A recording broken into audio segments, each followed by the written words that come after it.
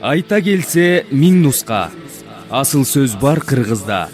Керектүүсүн кемитпей колдонолу турмушка. Ободо Кыргыз радиосунун нуска уктуруусу. Бул нускада ой менен сөздүн салмагы бар. Ошол салмактуу сөздү угуп, ойго маани бергенде гана ар бир адамдын жан дүйнөсүнө жарык кирип, рухий азыктар ачылып, жашоонун жакшы жагына багыт алдырат. Ошон үчүн бабалар сөзү баалуу, ою омоктуу. Сиздер бүгүнкү уктуруубуздан кыргыз генетикасынын ачылыштары тууралуу экономика илиминин докторанты, Кыргызстан тарыхчылар ассоциациясынын мүчөсү, байыркы көчмөн цивилизациясы коомдук фондунун төрагасы Кубаныч Чороев менен болгон маекти уга аласыздар. Микрофондо уктуруунун редактору мен Гүлжамиля Шакировамын. Кайың барбы, кыргыз балта чаппаган, жерлер барбы, кыргыз буту баспаган, кыйын кезең кылымдарды бөктөрүп, кырлар барбы, кыргыз сөөгү жатпаган деп акындар жазып кеткендей, көрсө чын эле кыргыз ааламы мурда эле кыйырларга чейин жеткен экен, тарап кеткен экен. Биздин мурдагы ата бабалар азыркыдай техника жок, жазма сызмасы жок кезде эле ушундай улуу тарыхты урпактарына уңгу кылып калтырып кеткен экен. Алар бири-биринен жана улуулардын санжырасынан тыңшап отуруп, уккан сөздөрүн анда мунара куруп, сөз кубатынан азыктанып, аны өздөрүнүн көкүрөгүнө сиңирип, ал тургай жаратылышка да кандай мамиле кылуу керек экендигине чейин жан дүйнөсүнөн өткөрүп, тарбия алышкан. Бүгүнкү күндө ошондой улуу насаатты өзүнүн чоң атасынан угуп, анан канында кыргыз каны ойноп, кыйырда жаткан байыркы кыргыз бабаларынын ДНКсын Башат булагынан издеп, өзү ошонун башында турган Чороев Кубан мырзанын жасап баштаган алгылыктуу иштерин угуп отуруп кубанбай кое албадык. Эмеси суроо узатып жооп алалы, сөз бизде, кулак салып угуу сизде болсун угарман. Кубан мырза, биздин студияга куш келипсиз. Бүгүн сиз менен абдан бир кызыктуу талкуу кылат окшойбуз, маектешип. Анткени өткөндө бир ошо кыргыз тарыхы санжырасы боюнча Төлөктөр Кануулунун китебинин бет ачарында абдан бир жакшы ачылыштарды айткан элеңиз. Анан деги эле сиздин өзүңүздүн кесибиңизди карап отурсак, экономист экенсиз да, анан бул тарыхка кандай кайрылып калдыңыз? Мен өзүмдүн негизги билимим экономист. Бүгүнкү күндө өзүм экономика боюнча докторант дагы болом. Анан бирок ар бир кыргыздын баласы өзүнүн тегин изилдөө бул анын генинде жазылган нерсе да. Ошондуктан мен бул 2006 жылы чоң атам биздин уруунун тарыхын айтып бергенден кийин биздин тектерибиз ким болгон деген суроо менен изилдөө жүргүзө баштадым да. Анан ошол убакта жаңыдан эле калыптанып келаткан популяциялык генетика деген илим бар болчу да. Бул ДНК менен адамдардын бири-бири менен тектеш кандай байланыштары бар, ошонун баардыгын көрсөткөн илим болчу. Анан мен 2008 жылы Алматыда илимпоздор бар болчу. Жакшылык Сабитов деген бүгүнкү күндө эң Казакстанда белгилүү тарыхчы, генетик илимпоз. Ошол жигит менен таанышып калдым. Ал менен бир курактуу болчук. Анан ошодон бери ушу тарыхты изилдөө кызыгуу жаратты да. Анан азыркы илимде мындай нерсе бар экен да, эгерде адам баласы бир илимге болобу же профессияга болобу 8000 саатын коротур турган болсо, ал илимдин профессионалы болуп калат экен да. Анан мен ойлойм, ушу 10 жылда мен бир дагы күнүм болгон жок ушу кыргыз тарыхына кызыкпаган. Анан ошол себептүү тарыхка келип калганым, ушу тарыхка кызыгуум. 2013 жылдары бир нече макалаларды жазгандан кийин Өскөн Осмонов агай менен жолуккандан кийин сүйлөшүп, анан ошол Кыргызстан тарыхчылар ассоциациясынын мүчөсү да болгон жерим бар да. Жакшы экен. Кыргыздар илгертеден эле жет атасына чейин билиш керек деп эркек балдарын ошол ата тегин билгенге кызыктырып келген. Сиз өзүңүз бүгүнкү күндүн ошондой алып жүрүүчүсү экенсиз, чыныгы кыргыз десек болот экен да. Анан кийин мына өткөндө ошо жана генетика илиминин ачылыштары боюнча айттыңыз да, деги эле бул Кыргызстанда мына сиз биринчи баштап атат окшойсуз да, бул илимди. Же Кыргызстанда сизден башка да мындай менен алектенген барбы? Бул илим менен бизде белгилүү академик Алдашев Алмазов мырза бар болчу. Ал киши дагы өтө көп кыргыздын ушул генетикасын изилдеген киши болчу да. Бирок тилекке каршы а киши өтүп кетти. Анан анын официалдуу илимий макалалары кандайдыр бир деңгээлде официалдуу жарыяланбай калды десек болот да. Айрым журналисттерге берген интервьюларын мен окуп калчым да. Анан бул жаңы илим болгондуктан буну тескей ала турган бизде Кыргызстанда чынында эле сиз айткандай илимпоз жок го, эсе да. Анан ошондуктан эгер биз үстүртөдөн эле билип жүрсөк, анда генетика деген бүгүнкү күндө дүйнөлүк тарыхта чоң революцияларды жазып атат да. Көптөгөн туура эмес тарыхтарды туура ордуна коюп аткан мезгил болуп атат да. Ошону менен бул нерсени көптөгөн генетик тарыхчылар айтканда, мына 21-кылымда популяциялык генетика илими тарыхта эң чоң төңкөрүш жасайт депчи. Бүгүнкү күндө ошол төңкөрүштүн биз көрүп атабыз да, ошонун заманында жашап атабыз десек болот. Мисалы эми кандай төңкөрүш жасай турган болуп атат? Эмне болгон төңкөрүш болду экен деп эл кулак туруп калат да, ошого жооп. Мисалы биз кыргыз тарыхын билесиздер, 2000-жылдын баштарында кыргыз мамлекеттүүлүгүнүн 2200 жылдыгы деп өткөрбөдүк беле. Ошондо Кытайдын булактарында эң биринчи биздин заманга чейинки экинчи эрада кыргыз деген этнонимдин Кытайдын булакта пайда болушу менен биз ошого таянып өз тарыхыбызды мына ошондон баштап келгенбиз да, мамлекеттүүлүгүбүз деп. А бүгүнкү күндө болсо генетика илими ошо 2000 жыл эле эмес, нар жакта 7000 жылдык биздин тарыхыбыздын жаңы беттерин ачып берип атат да. Эң көп нерсеси бул палеогенетика илими. Археологдор байыркы доордогу элдердин сөөктөрүн казып алып атат да.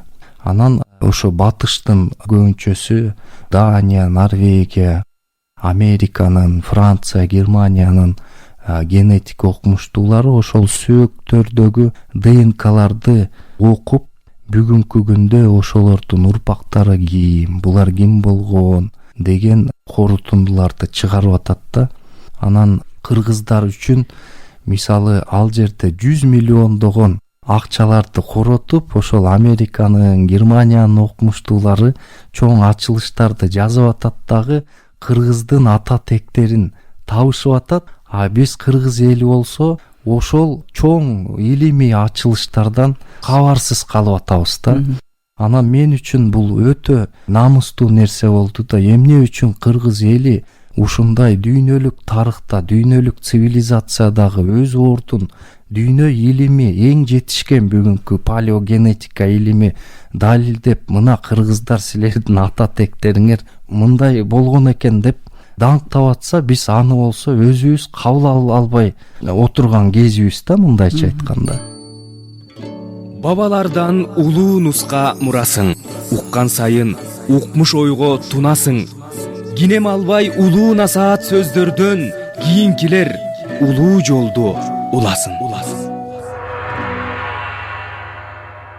Сиздер нуска уктуруусунан кыргыз генетикасынын ачылыштары тууралуу экономика илиминин докторанты, Кыргызстан тарыхчылар ассоциациясынын мүчөсү, байыркы көчмөн цивилизациясы коомдук фондунун төрагасы Кубаныч Чороевдун сөзүн угуп жатасыздар. Маселен, мынакей кыргыздардын генинде 70% эркектеринде бир урууга тийиштүү экени аныкталып атат да. Бул урууну популяциялык генетика илиминде гаплогруппа деп коет да. Гаплогруппа, гаплотип, анан гаплотиптер, анан дагы субклаттар деп коет. Бул ошол мисалы улут, уруу, анан уруктардын белгиси да. Анан мына өткөндө Хан Теңир ордосунда Дасмияда биз бир чоң жыйын өткөрүп, ошол жерде ушу Төлөк Төрөкан уулунун Кыргыз эл санжырасы деген китебин бет ачарын жасадык. Мен буга чейин популяциялык генетиканы, тарыхты изилдеп келип, анан ушул Төлөк Төрөкандын китебин окугандан кийин элестетсеңиз, эми 4700-7000 жыл болгон сөөктөрдүн албетте маркерлерин баарын окушуп атат. Бирок ошол убактагы жазма тарых жок да. Туурабы? Ал эми кыргыздын элдик санжырасы, ата бабаларыбыздан калган тарых ошол илимди далилдеп атат да. Мен үчүн эле эмес, мен ойлойм бүт кыргыз эли үчүн бул өтө чоң революциялык ачылыштар болду деп айтсам болот да бүгүн. Мен бир жерден окуп калдым, бир кесиптен. Сиз ошол жанагы генетиканы изилдөөдө Америкадагы илимий ДНКларды аныктай турган жерге биринчи өзүңүз тапшырган экенсиз, өзүңүздүн ДНКңызды. Ошондо кызыгып калдыңыз го. Ошондо Кыргызстандан дагы канчалары тапшырды? Бул кандай ишке ашып атат? 2008-жылы ошол Америкадагы эң белгилүү, дүйнө жүзүндөгү бул эң чоң белгилүү лаборатория Family Tree DNA деген. Ошол лабораторияга мен кыргыздардан эң биринчи болуп ДНКмды тапшыргам. Элестетсеңиз, кыргыз элинен биринчи киши болупчу. Анан ошодон кийин биз ошол Жакшылык Сабитов, Казакстандагы ушу коллегабыз экөөбүз Кыргызстанда досторубузду, мындай кишилерди үгүттөп, ошол лабораторияга тапшырганга кызыктыруу жаратып, бүгүнкү күндө 111 кыргыздардын жарандары, эркектер ошол лабораторияга ДНКларын тапшырганга жетишти да. Бул эмне берди? Дүйнөлүк илимге бул чоң салым болду да. Анткени ошол кыргыздардын ДНКсын окуп, чоң илимпоздор, генетиктер анан атайын дүйнөлүк мындай санжыра дарагы түзүлдү да, ошо генетика менен. Ошондо кыргыздар өзүнүн уурдун ошол дүйнөлүк даракта таап, бүгүнкү күндө официалдуу дүйнөлүк илимге кыргыздардын өзүнүн дарагы кирип калды да, мындайча айтканда. Мен ошол лабораторияда атайын интернет сайтта группалар бар. Кыргыздар деген группасынын администратору болом да бүгүнкү күнгө чейин. Бул деген ушул илимге чоң салым кошулууда деп айтсак болот. Ошол убакта 2008-жылы мен ДНКмды тапшырганда, анда бир анализ бир кишиге $850 болчу да. Анан ошонун көзүм карабай, жок, ушуну тапшырышым керек деп эптеп акча чогултуп тапшыргам да. Бүгүнкү күндө андай анализдер жыл сайын арзандап келип, бүгүн $250 тегерегин түзөт да. Анан дагы бир жаңылык болду. Акыркы жылы бир жаңы тест чыкты. 20 000, 30 000 жылга чейинки тектеш элдер менен биздин байланышты көрсөтө турган тест чыкты да. Big Y деген бүгүнкү күндө $650 турат да. Анан жакында ушу 28 октябрда Жакшылык Сабитов Кыргызстанга келе турган болуп атат. Биз экөөбүз чогуу жок дегенде бир 10-20 чакты кыргызстандыктарды таап, өзүңөрдүн ата тегиңерди көргүңөр келеби, каяктан кандай экен үгүттөгөн жатабыз да. Анткени Жакшылык Сабитов экөөбүз бунун негизинде чоң илимий макала жазабыз. Мүмкүн ушул макаланы дүйнөлүк белгилүү Nature журналы дагы чыгарышы мүмкүн. Чоң ачылыштардан болот. Анткени Big Y тестин бүгүн дагы кыргыздар тапшыра элек. Бул дагы чоң ачылыш болот да. Жакшы жаңылык айттыңыз, Кубан мырза. Мына сиз айтасыз, 7000 жыл мурдакы сөөктөрдөн ДНКлардан табылып, биздин ата бабаларга таандык болуп аткан жактар да болот деп айтып келип атпайсызбы? Анан Кыргызда Манаста деле айтат го, андан бери тоо бузулуп сай болду, сай бузулуп коо болду, көл бузулуп чөл болду, чөл бузулуп көл болду дегендей, кыргыздар көп жагынан мындай аламдашып баштабадыбы, аргындашып кошуна элдер менен дегендей. Балким ушул нукуралыкка жакын болуп атабы ДНК, ата бабалардын ДНКларына? Мен эң таң калган нерсем биздин Манас. Мен акыркы жылдары Манасты кыргыздардын тарых энциклопедиясы катары көрүп калдым да. Анткени ар бир менин жаралган суроома Манастан мен тарыхый жоопторду таап атам да. Бул биздин ушунчалык ата тектерибиз ушундай керемет бизге мурас калтырып кеткенине мен бүгүнкү күндө сезе баштадым да. Анткени элестетсеңиздер, кыргыздар кандай территорияларда жашаган да. Бул бүгүн палеогенетика илими айтып атат, мен жанагы айтып кетпедимби, бүгүн Самаркандская стоянка деп коет. Самарканд турак жайы биздин күндөн баштап 12.000-8.000-7.000 жыл мурунку стоянкаларда, таш доорундагы стоянкалар. Мына ошол жерде бул Аму дарыя менен Сыр дарыянын жээктеринде жашаган элдерде болгон. Анан ошол жерде сөөктөр табылып атат. Ошол жерден эң биринчи адам баласы дүйнөдө, цивилизацияда эң биринчи аттарды сөөктөрү, аттарды үйрөткөнү, эң биринчи уйларды колго үйрөткөнү. Ошол маданият эң биринчи жерди, уйларды үйрөтүп, кош айдап, айыл чарбалык маданиятты түптөгөндүгү ошол маданияттан көрүнүп атат да. Мен 7000 жылдык деп эмне үчүн айтып атам да?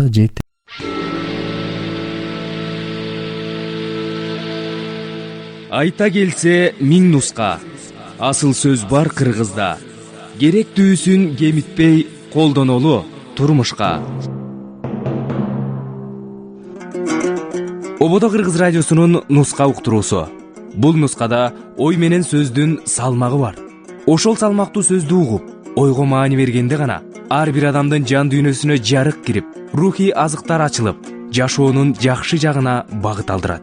Ошон үчүн бабалар сөзү баалуу, ою омоктуу. Сиздер бүгүнкү уктуруубуздан кыргыз генетикасынын ачылыштары тууралуу экономика илиминин докторанты, Кыргызстан тарыхчылар ассоциациясынын мүчөсү, Байыркы көчмөн цивилизациясы коомдук фондусунун төрагасы Кубан Чороев менен болгон маектин 2 бөлүгүн улантып угаласыздар.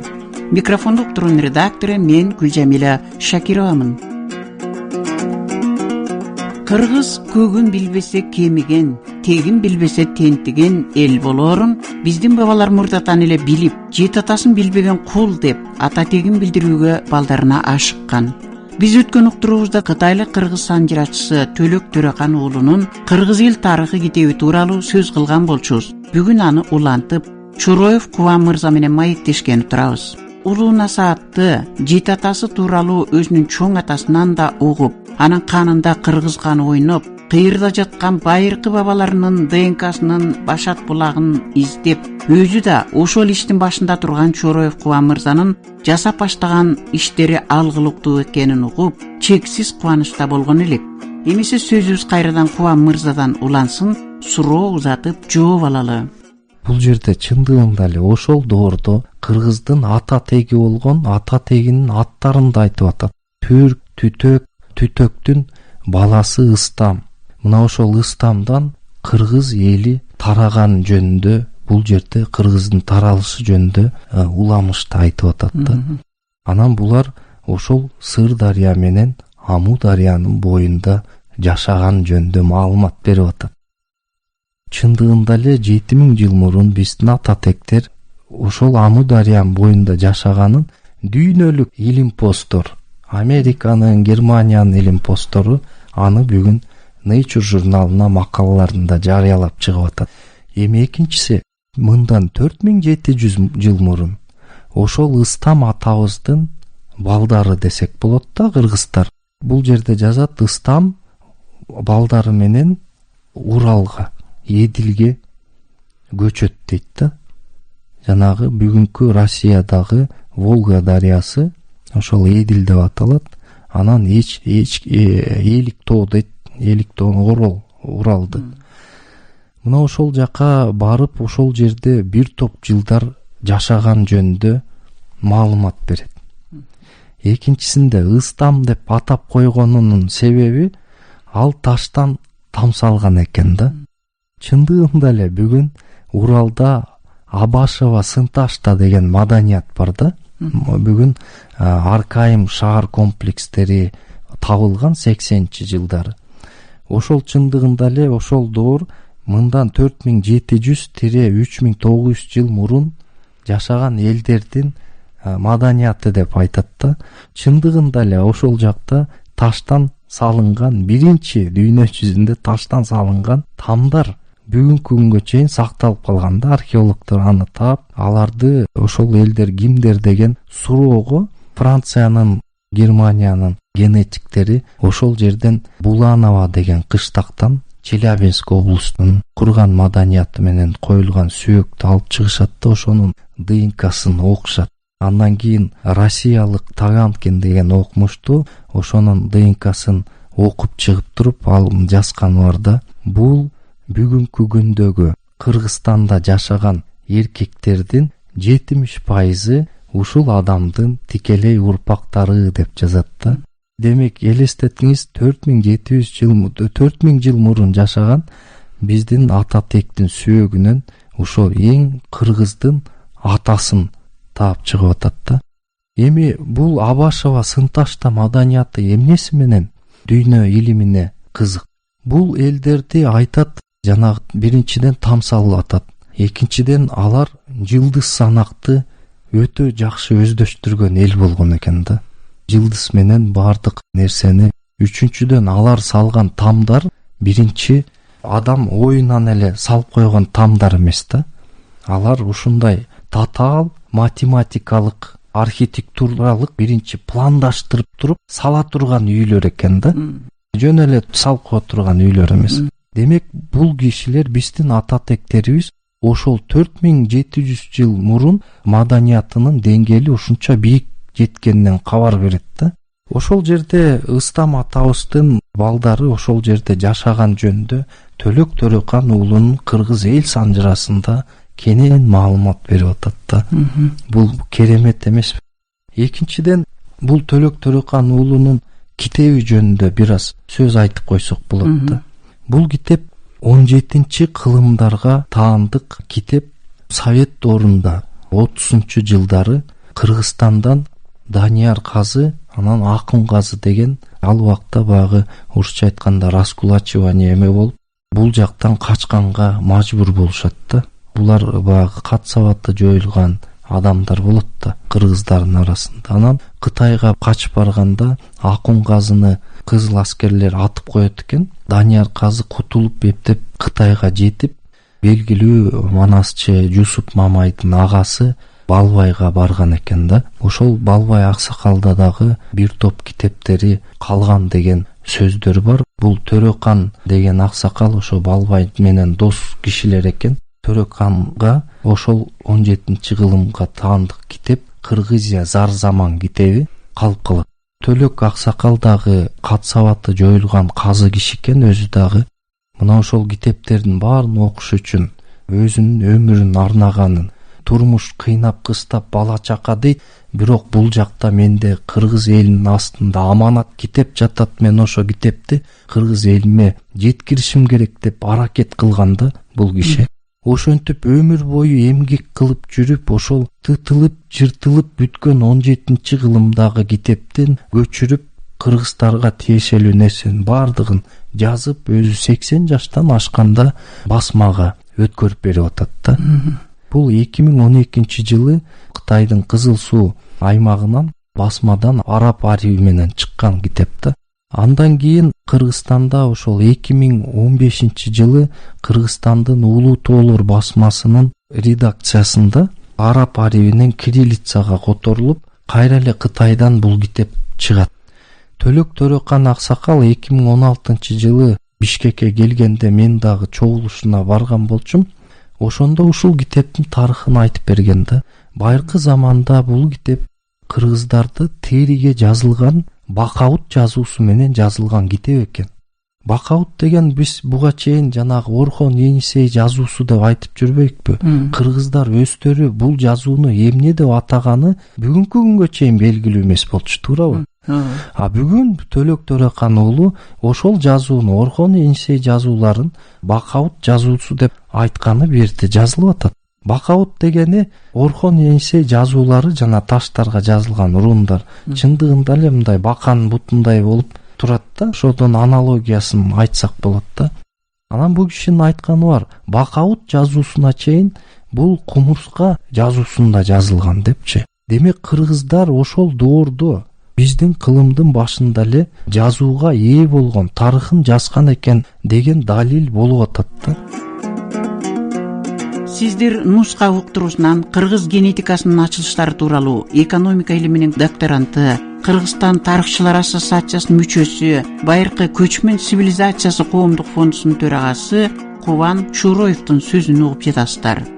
Анан бул Төлөк Төрөкан уулунун Кыргыз эл санжырасы китебинин эмне кандай уникалдуулугу? Тили керемет кыргыз байыркы тил да. Мен чоң аталарымды кичинекей малдан ошо эски аксакалдардын сөздөрүн уккан жайым бар эле да.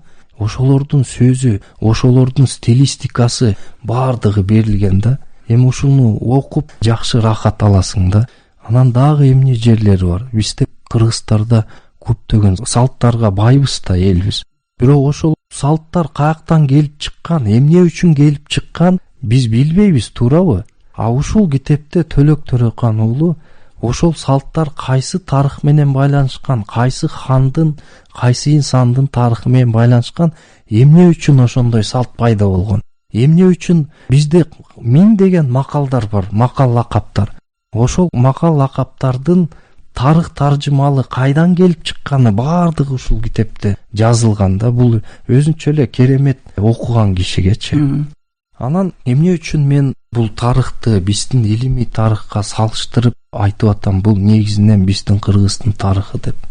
Бул жерде Төлөк Төрөкан уулу ошол Сынташта маданиятынан кийинки Андрон доору деп коет да, Андрон маданияты. Бул деген ошол Батыш Уралдан баштап бул жагы Каракум чөлү, Сырдария, Амудария, тигил жагы Түндүк Кытай, Енисей дегеле чыгыштагы океанга чейинки жер Андрон маданиятына тиешелүү да. Мына ошонун баардыгын Төлөк Төрөкан уулу ошол доорду чагылдырган, биздин кыргыз элинин тарыхын тимеле ийне жибине чейин чечмелеп айтып берип атат да бул тарыхтачы. Эми бунун сөздөрү баардыгы ошол Енисейде казылган сөөктөрдөн чыккан ДНКлары баардыгы кыргызга тиешелүү болуп атат да. Ошону бул санжирадагы сөздөр менен салыштырып дагы эметип атасыз да, сиз? Мен ушул сөздөрдү илим менен салыштырып атам да. Мисалы элестетсеңиз, биздин заманга чейинки 8-9 кылымга тиешелүү сөөк скифтердин ханынын сөөгү. Тувадагы Аржаан деген кандардын көрүстөнүнөн чыгат. 24 килограмм алтын кийиминде эле ширелген. Мына ошону Гризнов деген улуу окумуштуу 90-жылдары улуу археолог орустардын ошолор таап чыгып, кийин Германиядан келген экспедиция изилдеген да. Ошол көрүстөндүн диаметри 120 метр диаметри. Баардыгына калкандар менен жыгаштан тизишкен төгөрөк кылып. Ошол көрүстөндүн үстүндөгү дөбөнүн таш кумдарын алып чыгыш үчүн 53 камаз таш кум алып чыгышкан да. Эми элестеткиле, ошол жерден 80 ат жабдыктары менен табылган. Ал жерден алып чыккан буюмдар ошол доордогу Индияга, Сирияга, Кытайга дегеле төгөрөктүн 4 бурчуна тийиштүү буюмдар болгон. А сөөк кимдики болгон? Ошол сөөктү кийин окумуштуулар мына ДНКсын изилдеп чыккандан кийин бул кыргыздарга тийиштүү субклад. Кыргыздардын көп бөлүгү ушул кишинин урпагы болушу мүмкүн деген кортунду чыгарып атат. Бул Тувада Аржаан көрүстөнү. Эми элестеткиле 2800 жыл мурун жашаган скифтердин ханы. Бул жерде Төлөк Төрөкан уулунун бир окуясы бар да санжырасында. Кыргыздардын хан ордолугу ошол маалда эки жерде болгон экен. Биринчиси Эдилде, экинчиси Енисейде. Енисей десе биз ошол эмен жанагы Тува, Аржаан эмеси табылган жер, бул Енисейдин башы да. Жана Кызыл деген жер бар Тувада. Ошол жерге жакын жайгашкан Турана Уюкский деп коет. Туран атты дагы айтып турат го, Туран депчи. Эми Төлөк Төрөкан уулу кандай кызык нерсени айтат. Ошол Эдилде болгон кыргыздын ханы Акылбек деген хан болгон экен. Ошол хан 40 жыл кандык жүргүзгөндө картайгандан кийин мен картайдым, эми ушул элимдин баардыгын чогулуп бир аш берейин дейт. Ошол ашка кыргыздын болгон урууларын баарын чакырат. Ошондо аксакалдардын баары чогулуп ашты бүткөндөн кийин Акылбек айтат: сен Енисейдеги дагы бир чоң хандык бар да. Ошол чоң хан Турумтай деген хан болгон. Турумтайга кабар жетпей калды. Ал эгерде буну укса чоң чатак болот, таарынат дейт да. Ошондо Акылбек хан айтат экен: ошол Турумтайдын чындыгында бул экөөнүн ортосундагы жол 6 айлык жол деп жазылат да. Ошол Эдил менен Енисейдин ортосундагы. Силер анда мындай кылгыла дейт. Анын таарынчын жазуу үчүн ага бир атты жабдыктары менен менин атымдан тартуу кылгыла Турумтайга дейт. Бул мындан ары тартуу деп аталсын дейт да. Эми жанагы Аржаан көрүстөнүндөгү 80 ат чоң ханы өлгөндө кыргыздын 80 уруусунан тартуу жөнөтүлгөн да. Ошону коюшкан. Эми элестеткиле, 80 уруу келип ошол чоң ханын ушундай биздин эл кандай эл болгон? Өмүрдү кастарлап, өлүмдү кадырлаган мына биздин ушу ата бабаларыбыз экен да. Ушунчалык кадыр менен ханын коюп 80 уруу 80 атын жабдыктары менен тартуу кылып койгон экен да. Эми окумуштуулардын таң калган жерин карасаңыз, ошол аттардын дагы ДНКларын текшерсе, ошол аттар дагы түпкү келип чыккан өзөгү аттар дагы бири-бири менен тууган эмес да.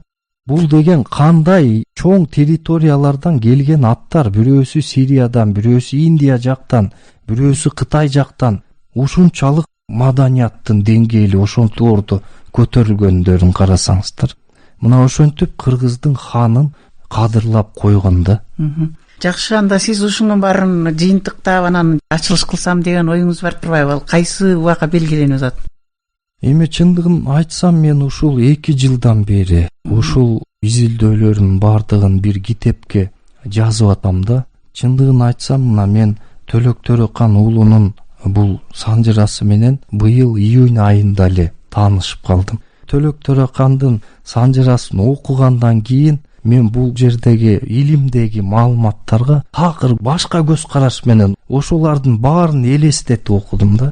Эгер мен бул илимди билбеген болсом, анда мен Төлөк Төрөкан аксакалдын бул кыргыз эл санжырасын жомоктой эле окуй бермекмин да. А бул жомок эмес. Демек, бири-бирине байланышы бар болгондон кийин мунун келечеги дагы бар экен да. Чоң келечеги бар. Анан буйруса ушул жаңы жылдан кийин ушу Төлөк Төрөкан аксакалдын ушу китебин дагы бир сыйра анализдеп чыгып, ошол китебиме кошуп, кыргыздын балдарына жакшы бир булак болуп берсе деген ойдо болуп атам да. Дымакташты канаткан экенсиз. Анткен себеби эмне үчүн мен бул аракеттерди кылып жүрөм? Өзүм экономистмин. Мамлекеттин өнүгүүсүнө экономика өнүгүш керек деп эле биз айтып жүрөбүз да. Американын Йель университетинин окумуштуулары 40 жылдык изилдөө жасайт. Кандай балдар турмушта чоң ийгилик